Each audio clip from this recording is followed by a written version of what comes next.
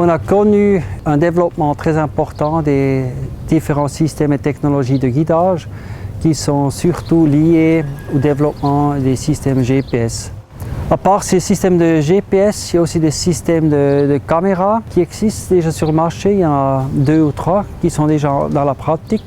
Le but est bien sûr d'économiser du travail, de sarcler avec une seule personne, pas avec une deuxième personne derrière sur la sarcleuse, mais en même temps en gardant la vitesse de travail ou même en augmentant la vitesse. Alors les systèmes de guidage aujourd'hui sont beaucoup moins chers, ça se développe de plus en plus.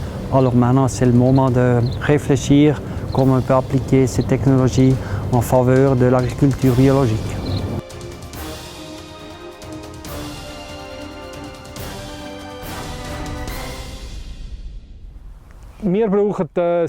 Nous avons surtout besoin du GPS pour les semis, le passage au cultivateur rotatif et le semis direct du maïs.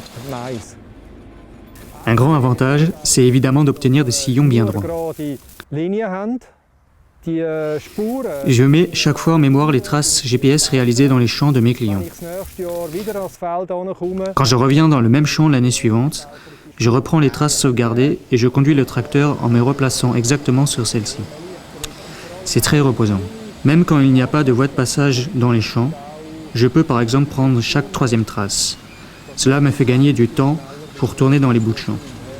Du côté droit se trouve le bouton de commande. À présent, je commande la machine. Là, je l'ai activée et maintenant la conduite est automatique. De cette manière, j'ai suffisamment de temps pour surveiller l'ensemble de la machine et pour jeter de temps en temps un coup d'œil en arrière. Quand on doit semer pendant 10 heures, c'est un énorme soulagement.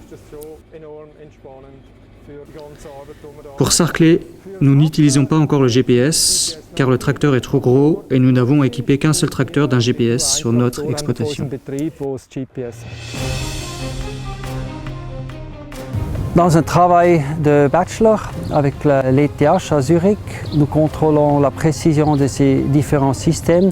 Nous aimerions comparer quelle est la déviation entre la sarcleuse et puis le semoir. Alors premièrement, on sème, on mesure la position du tracteur avec un premier GPS et puis il y a aussi un GPS monté sur le semoir.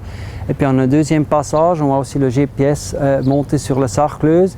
Et puis comme cela, on peut calculer la déviation entre le semoir et puis la sarcleuse. Maintenant, si on regarde, on a simulé les plantes avec des piquets en orange. On voit très bien passer ces piquets entre les étoiles de la sarcleuse.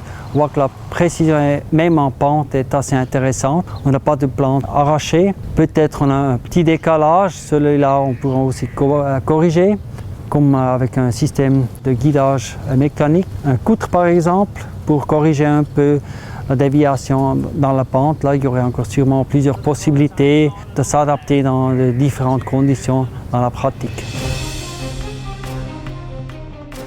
Les systèmes GPS peuvent aussi être appliqués aussi pour le control traffic, qui veut dire qu'on fixe toutes les voies de passage. Le but est de minimiser le compactage des sols, c'est de passer surtout avec les outils lourds, toujours sur les mêmes passages. Parce que c'est toujours le premier passage qui compacte les sols le plus, le deuxième et le troisième passage compactent moins. Alors l'idée est de mettre comme des voies de chemin de fer dans les parcelles, mais entre ces deux voies, on a des sols non compactés, bien structurés, alors des sols sains.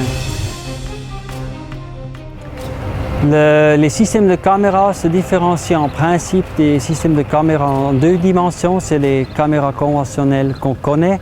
On a une image avec 2 dimensions qui se différencie avec des couleurs. On a l'avantage que c'est très bon marché, on a une résolution très bonne des images. Mais d'autre part, si on a des mauvaises herbes vertes qui ont la même couleur que la plante culturale, ce qui est assez souvent le cas, alors différencier les mauvaises herbes et puis les plantes culturales par exemple est difficile. De nouveaux systèmes utilisent la 3e dimension, alors il faut une image réelle avec la hauteur des plantes et puis si une mauvaise herbe a la même couleur qu'une plante culturale, on arrive quand même à différencier la plante culturale si elle est un peu plus haute, ce qui est assez souvent le cas. Alors là, la troisième dimension peut être très utile.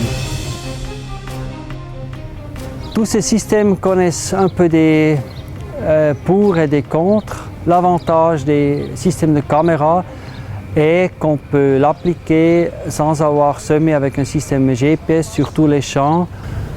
Le système GPS a l'avantage que si on a une fois enregistré la trace, cette trace elle reste toujours sur la même place. Elle n'est pas sensible s'il y a beaucoup ou pas beaucoup de mauvaises herbes. Question de prix, il n'y a pas une différence énorme. Aussi les systèmes caméra coûtent dans les 20 000 francs. C'est ce qui coûte un système RTK, le Real Time Kinematic GPS qui a une précision d'environ 2 cm coûte aussi. Je pense que ces nouveaux systèmes de guidage peuvent être intéressants pour des exploitations un peu plus importantes ou bien pour des entrepreneurs. C'est déjà des technologies très bien développées, mais bien sûr il faut un certain savoir-faire technique, il faut un peu aimer l'électronique.